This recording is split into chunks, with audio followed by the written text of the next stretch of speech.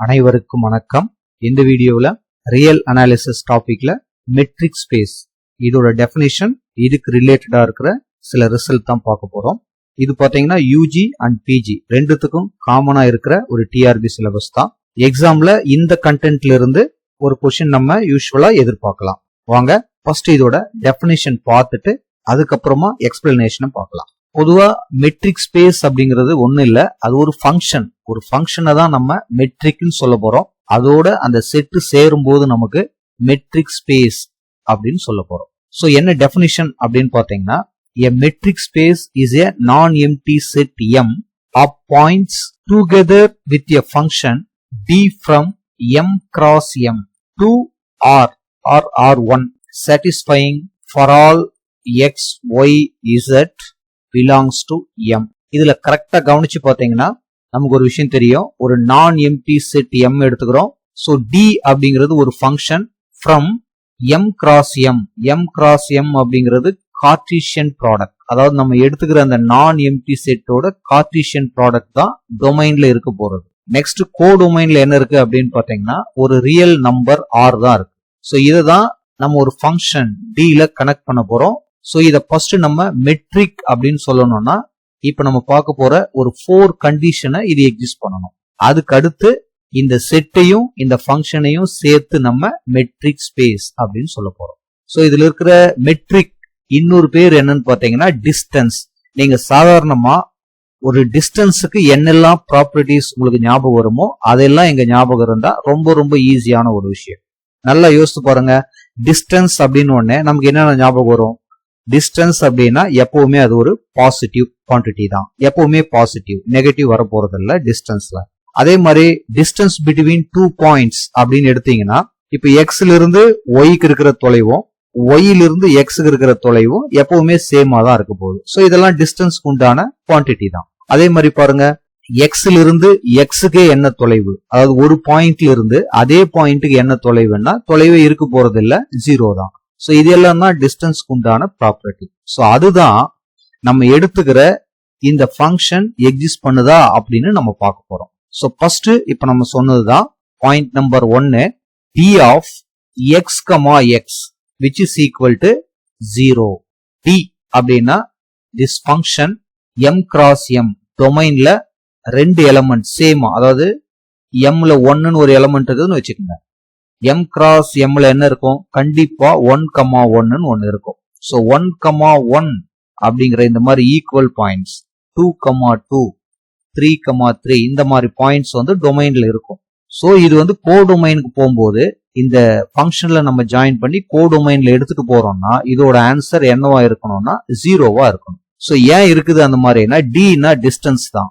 So இப்ப நான் சொன்ன மாதிரி தான் 2 சேம் பாயிண்ட். இப்ப நான் இங்க இருக்கிற இதே இடத்துல இங்கிருந்தே இதுக்கு என்ன டிஸ்டன்ஸ் அப்படின்னு கேட்டா நம்ம 0ன்னு தான் சொல்லுவோம். எந்த டிஸ்டன்ஸுமே இருக்காது. சோ அதுதான் இங்க சொல்றாங்க டிஸ்டன்ஸ் பிட்வீன் சேம் பாயிண்ட்ஸ் கண்டிப்பா என்னவா இருக்கணும்? 0வா இருக்கணும். நெக்ஸ்ட் செகண்ட் கண்டிஷன் என்ன அப்படின்னு பாத்தீங்கன்னா டிஸ்டன்ஸ் பிட்வீன் 2 டிஃபரண்ட் பாயிண்ட்ஸ், அதாவது x, y அப்படின்னு எடுத்தீங்கன்னா கண்டிப்பா கிரேட்டர் தென் 0வா இருக்கும்.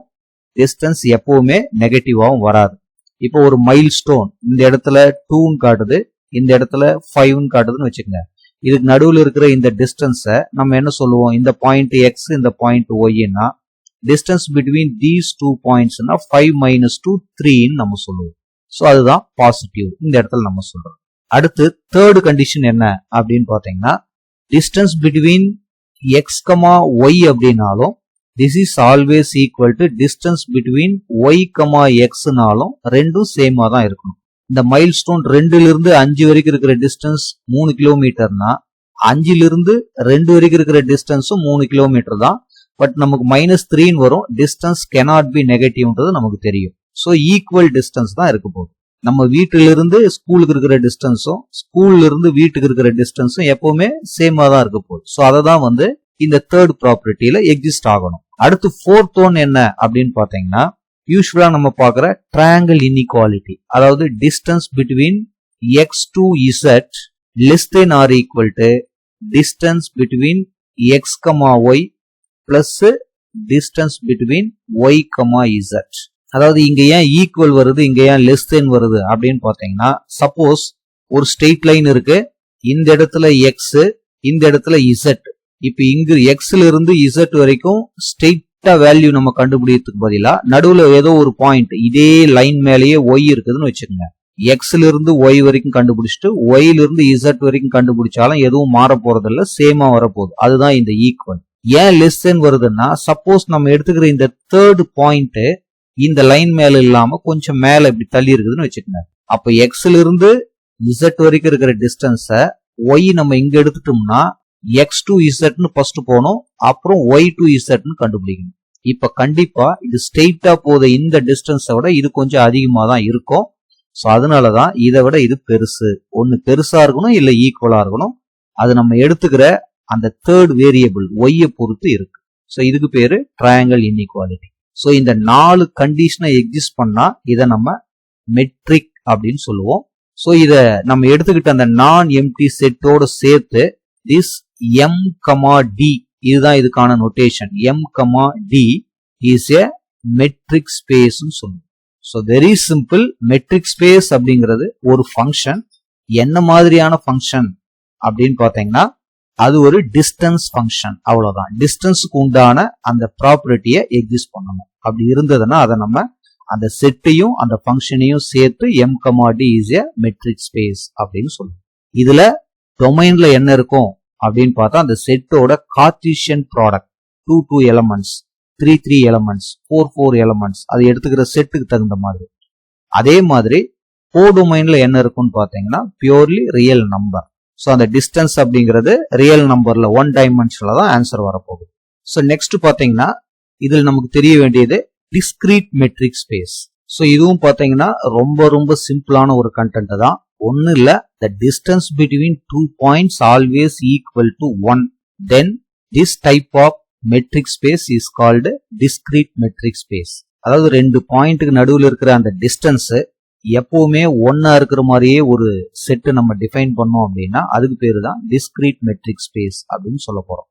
மற்றபடி மெட்ரிக் உண்டான அந்த கண்டிஷன்ஸை இது எக்ஸிஸ்ட் பண்ணோம். பார்க்கலாம் பாருங்க. டெஃபினேஷன் இதுதான். For a non-empty set M, if we define D on M such that the distance between x, y which is equal to 0. எப்போ 2 பாயிண்ட்டுக்கு நடுவில் இருக்கிற அந்த டிஸ்டன்ஸ் 0 ஆகும் சொல்லுங்க. இந்த 2 பாயிண்ட்டும் சேம் ஆனாதான் அது நடக்கும். So if this x equal to y அப்படிங்கிற கேஸ்ல மட்டும்தான் 2 பாயிண்ட்டும் எப்போ ஒன்னா மெர்ஜ் ஆகுதோ அப்போதான் டிஸ்டன்ஸ் 0 ஆகும். நெக்ஸ்ட் பாத்தீங்கன்னா this distance between this x comma y which is equal to 1 if this x always not equal to y. so 2 பாயிண்ட்டும் வேற வேற இருக்கும்போது அதோட டிஸ்டன்ஸ் எப்பவுமே 1 யூனிட்ஸா இருக்குதுன்னா அதை தான் நம்ம டிஸ்கிரீட் மெட்ரிக் ஸ்பேஸ் அப்படின்னு சொல்ல போறோம். ஸோ இந்த 2 கண்டிஷன் எக்ஸிஸ்ட் பண்ணிச்சுன்னா இந்த டிக்கு பேரு D is a metric and this M comma D is a discrete metric space. So இவ்வளவுதான் இந்த டிஸ்கிரீட் மெட்ரிக் ஸ்பேஸ்க்கான டெஃபினிஷன். ஸோ இதெல்லாம் நம்மள எக்ஸாம்ல கேட்க சான்ஸ் இருக்குது, கரெக்டா பாத்துங்க. நெக்ஸ்ட் இதுல இருக்கிற இம்பார்ட்டன்ட் ரிசல்ட், அதாவது இந்த ஃபங்க்ஷன் டிய ரியல் நம்பர்ல எப்படி நம்ம டிஃபைன் பண்ண போறோம், அதே மாதிரி காம்ப்ளெக்ஸ் நம்பர்ல எப்படி டிஃபைன் பண்ண போறோம். ரியல் நம்பர்லயே வந்து பாத்தீங்கன்னா R1 1 டைமென்ஷனல் எப்படி, 2 டைமென்ஷன்ல எப்படி, n டைமென்ஷன்ல எப்படி வந்து இந்த டிஸ்டன்ஸை நம்ம ஃபைண்ட் அவுட் பண்ணுவோம். இதெல்லாம் நம்ம சின்ன கிளாஸ்லயே பார்த்ததுதான். அதை தான் இந்த இடத்துல அந்த டிஸ்டன்ஸ் ஃபார்முலாவை வேற ஒரு ஆர்டர்ல நம்ம சொல்ல போறோம். பார்க்கலாம் பாருங்க. That is important result. So first one பாத்தீங்கன்னா R1 உங்களுக்கு தெரியும். ஆஸ் யூஷுவல் ரியல் லைன்ல எப்படி நம்ம இந்த செட்ல எப்படி அந்த டிஸ்டன்ஸை நம்ம டிஃபைன் பண்ணுவோம். அதாவது distance between these 2 points this is equal to modulus of x minus y. இதுக்கு பேர் என்னன்னா absolute metric or usual metric பேர். அதாவது இதை நம்ம எங்க சொல்ல போறோம்னா R1ல ஒரு ரியல் லைன்ல அந்த மெட்ரிக் ஸ்பேஸ்க்கான 4 கண்டிஷனை இந்த ஃபார்மேஷன் எக்ஸிஸ்ட் பண்ணும். எப்படி, இப்போ டிஸ்டன்ஸ் பிட்வீன் 2 சேம் பாயிண்ட்ஸ் அப்படின்னா எக்ஸ் மைனஸ் எக்ஸ், அதாவது modulus X minus X, answer என்ன வரும், 0ன்னு வரும். ஸோ இதுதான் அங்க நம்ம பார்த்த ஃபர்ஸ்ட் பாயிண்ட். இதே டிஸ்டன்ஸ் பிட்வீன் 2 டிஃபரண்ட் பாயிண்ட்ஸ் அப்படின்னு எடுத்தீங்கன்னா திஸ் எக்ஸ் மைனஸ் ஒய் என்னவா இருக்கும், கண்டிப்பா கிரேட்டர் தென் 0வா இருக்கும். ஏன்னா மாடுலஸ் அப்படின்னாவே நெகட்டிவ் வரப்போறது கிடையாது. எப்போ எக்ஸ் நாட் ஈக்குவல் டு ஒய்யா இருந்தா, எக்ஸ் ஈக்குவல் டு ஒய்யா இருந்தா கண்டிப்பா 0 ஆயிடும். இதுக்கு அடுத்து தேர்டு என்ன பார்த்தோம்? தேர்டு கண்டிஷன், அதாவது எக்ஸ் மைனஸ் ஒய் அப்படின்னாலும் ஒய் மைனஸ் எக்ஸ் அப்படின்னாலும் ரெண்டும் ஈக்குவலா இருந்தா அதுதான் நம்ம தேர்டு பாயிண்டா பார்த்தது. பாருங்க, மாடுலஸ்குள்ள எக்ஸ் மைனஸ் ஒய்னாலும் ஒய் மைனஸ் எக்ஸ்னாலும் ரெண்டும் ஈக்குவலா தான் இருக்கும். ஸோ இதுதான் அந்த third point. Next fourth one பார்த்தோம்னா ட்ரையாங்கிள் இன்இக்வாலிட்டி பார்த்தோம். அதாவது மாடுலஸ் எக்ஸ் பிளஸ் இசட் அப்படின்னா this is less than or equal to modulus x plus y plus modulus x y plus z. So இது நம்ம அந்த டெஃபினிஷன் வீடியோவிலேயே பார்த்தோம். இதையும் நம்ம ப்ரூவ் பண்ணலாம். ஆக்சுவலா எப்படி இதை நம்ம ஈஸியா ப்ரூவ் பண்ணலாம் அப்படின்னு பாத்தீங்கன்னா, இங்க எக்ஸ் பிளஸ் இசட்னு இருக்குது. இது மாடுலஸ்குள்ள ஒரு plus y minus y add பண்ணி சப்ட்ராக்ட் பண்ணீங்கன்னா அதுக்கப்புறம் இது இந்த மாதிரி பிரிஞ்சிடும். ஸோ இதுதான் நம்ம R1ல, அதாவது ரியல் லைன்ல நம்ம அந்த டிஸ்டன்ஸுக்கு யூஸ் பண்ற ப்ராப்பர்ட்டிஸ். இப்போ நமக்கு இங்க கொடுத்துக்கிற இந்த ரிலேஷன்ஷிப்பை கொடுத்துட்டு இது R1ல இதுக்கு பேரு absolute metric or usual metric அப்படின்னு நம்ம சொல்லலாம். நெக்ஸ்ட் பாத்தீங்கன்னா, இதையே நம்ம கொடுத்திருக்கிறது காம்ப்ளெக்ஸ் நம்பரா இருந்ததுன்னு வச்சுக்கோங்க. அங்க எப்படி அந்த டிஸ்டன்ஸ் ஃபங்க்ஷனை நம்ம டிஃபைன் பண்ணுவோம்? அதாவது Z1 and Z2 are two complex numbers. So கண்டிப்பா உங்களுக்கு ஞாபகம் இருக்கும். அதாவது டிஸ்டன்ஸ் ஆஃப் Z1, Z2 அப்படின்னு நம்ம எழுதணும்னா மாடுலஸ் Z1 மைனஸ் Z2 அப்படின்னு எழுதியிருக்கோம். அதாவது Z1 equal to x plus i y, அதே மாதிரி Z2 equal to c plus i d. இது ரெண்டுத்துக்கு நடுவில் இருக்கிற அந்த டிஸ்டன்ஸ் நமக்கு வேணும்னா modulus Z1 minus Z2 use பண்ணி தான் அந்த டிஸ்டன்ஸை நம்ம ஃபைண்ட் அவுட் பண்ணுவோம். ஸோ ஒரு காம்ப்ளெக்ஸ் நம்பர்ல அந்த டிஸ்டன்ஸை மெட்ரிக் அப்படின்னு தான் சொல்ல போறோம். ஸோ அதுக்கான நோட்டேஷன் இதுதான், மாடுலஸ் Z1 மைனஸ் Z2. இதே வந்து பாத்தீங்கன்னா யூக்ளிடியன் ஸ்பேஸ், அதாவது R power n, nth dimension. இதே வந்து R2 டூ டைமென்ஷன்ல நம்ம இந்த ஃபார்முலா பார்த்திருப்போம். 2 டைமென்ஷன்ல டிஸ்டன்ஸை ஃபைண்ட் அவுட் பண்றதுக்கான ஃபார்முலா நம்ம இந்த மாதிரி பார்த்திருப்போம். x2 minus x1 whole square plus y2 minus y1 whole square இந்த மாதிரி பார்த்திருப்போம். ஸோ அதே தான் இங்க யூக்ளிடியன் ஸ்பேஸ்ல எப்படி வரும், அதாவது nth டைமென்ஷன்ல எப்படி வரும். This distance d x bar, y bar அப்படின்னு எடுத்தீங்கன்னா this is equal to summation of n equal to or k equal to 1 to infinitive xk minus yk whole square whole power 1 by 2, where x bar அப்படிங்கிறது என்னன்னா this is x1 y1 x2 x3 etc xn.